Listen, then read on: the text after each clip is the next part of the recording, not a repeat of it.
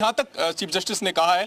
दूसरा, chief justice ने कहा कि हमने इन नियमों को देखा है, इनमें जो भाषा है वो बहुत क्लियर नहीं है, अस्पष्ट भाषा है और ऐसी सूरत में इसका दुरुपयोग होने की संभावना से इनकार नहीं किया जा सकता। और चीफ जस्टिस ने कहा कि बेहतर होगा कि एक एक्सपर्ट कमेटी बनाई जाए जो इन नियमों को देखे ताकि इनका दुरुपयोग ना हो। बहरहाल सबसे बड़ी बात यह कि सुप्रीम कोर्ट ने फिलहाल इन नए नियमों के अमल पर रोक लगा दी है, यानी नए नियम लागू नहीं होंगे। 2012 के जो नियम थे जिनको इन नए नियमों के जरिए रिप्लेस कर दिया गया था वही नियम लागू होंगे। याचिका में जो सवाल उठाए गए हैं उस पर कोर्ट ने यूजीसी और केंद्र सरकार से जवाब मांगा है। 19 मार्च तक इनको जवाब देना है, उसके बाद अगली सुनवाई होगी। कोर्ट ने यह साफ किया है कि वो इस मामले से जुड़े संवैधानिक पहलुओं की कसौटी पर इन नियमों को देखेगा। और सबसे बड़ी जो आपत्ति थी इस मामले में वो यही थी, याचिकाओं के जरिए जो रखी गई थी कि ये नियम सामान्य वर्गों के छात्रों के साथ भेदभाव करने वाले हैं।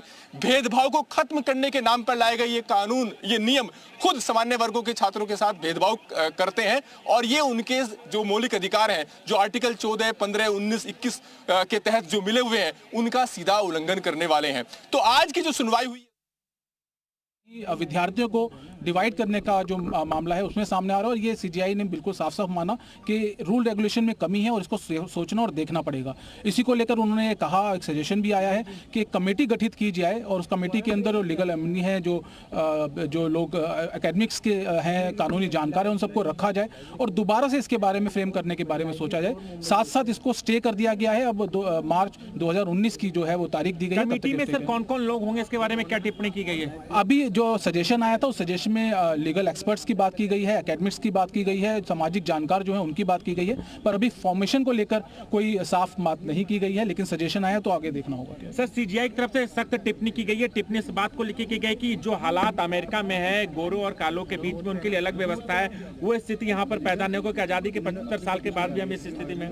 बिल्कुल जस्टिस बागची की तरफ से ये बात आई थी और बिल्कुल उन्होंने बिल्कुल सही कहा जो हम लोगों ने बोला भी था कि भाई अगर इस तरीके के रूल रेगुलेशन जो कि 3C की हम बात करते हैं, अगर इस तरीके के रूल रेगुलेशन बनाए जाते हैं तो कहीं ना कहीं एक पर्टिकुलर कास्ट को टारगेट किया जाए, जिसको जर्नल कास्ट हम लोग कहते हैं। और उनको टारगेट करने का मतलब यह है कि कहीं ना कहीं आप बंटवारे की राजनीति कर रहे हैं। और 77 साल के बाद अगर इस तरीके के रूल रेगुलेशन बनाए जाएंगे हमारे देश में, वो कहीं ना कहीं जो हमारा संविधान कहता है एकजुट रहने की बात, उसको कहीं ना कहीं आप उससे अलग जा रहे हैं।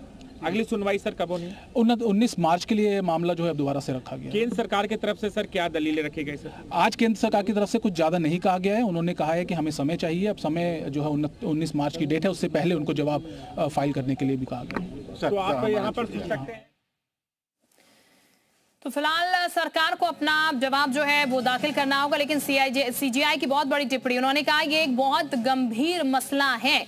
उनकी तरफ से जो कहा गया है इसे गंभीर मसला उन्होंने बताया और इसलिए फिलहाल इसे रोक दिया गया है। सुप्रीम कोर्ट ने इस नियम को फिलहाल के लिए रोका है। सरकार से जवाब भी तलब किया गया है। केंद्र और यूजीसी को नोटिस मिला है। 2012 के जो नियम थे वो फिलहाल जरूर लागू रहेंगे, लेकिन नए नियम जो लागू किए गए थे, जिसके लागू होते ही यहाँ पर विरोध शुरू हो गया, उसको लेकर सुप्रीम कोर्ट ने इस पर रोक लगा दी है और ये कहा है कि फिलहाल ये नियम लागू नहीं होंगे, यानी कि मान्य नहीं होंगे। 2012 के जो नियम चले आ रहे हैं वही मान्य होंगे। तो इसके खतरनाक परिणाम हो सकते हैं। ये सीजीआई ने एक बहुत बड़ी टिप्पणी की है और यही बात लगातार तमाम प्रदर्शनकारी भी कह रहे हैं, तमाम लोग भी कह रहे हैं कि ये कहीं ना कहीं उनके साथ भेदभाव होगा जातिगत तौर पर भी। क्योंकि इसमें जो नियम है 31C, उस पर सबसे ज्यादा आपत्ति थी। 31C में यह बताया गया है कि आखिर जातिगत भेदभाव किसको माना जाएगा और उसमें यह कहा गया है कि जातिगत भेदभाव तब माना जाएगा जब वो SC, ST या OBC कैटेगरी के समुदाय के खिलाफ हो। तो सबसे बड़ी आपत्ति इस बात पर ही थी कि सामान्य वर्गों को इससे बाहर कर दिया गया है, यानी अगर सामान्य वर्ग के छात्र के साथ अगर कोई उत्पीड़न होता है तो उनको कोई मौका नहीं मिलेगा। देखिए पूरा मसला ही इसी चीज को लेकर था, जैसा कि अरविंद हमारे सहयोगी भी लगातार जानकारी दे रहे हैं।